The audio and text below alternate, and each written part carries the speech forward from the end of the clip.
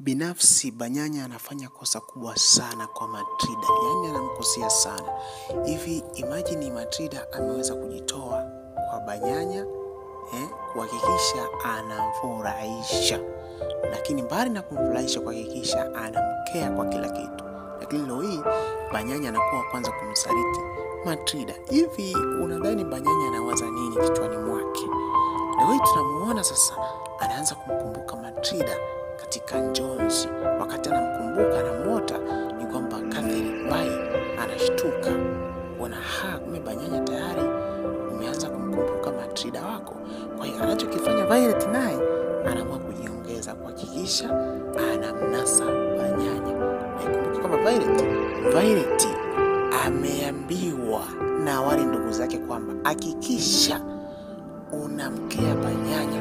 Unajua mwanzoni Violet alikuwa juu chochote kuhusiana na Banyanya, yaani jinsi ya kumkea mwanaume, na ilikuwa changamoto kwa sababu yeye ameelelewa kidini. Kwa hiyo inakuwa changamoto sana kumkea mwanaume. Ikafikia hatua mwanaume yule Banyanya akamchiti.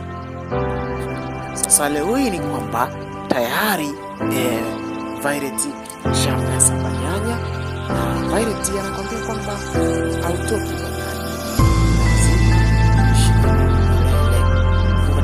Matilda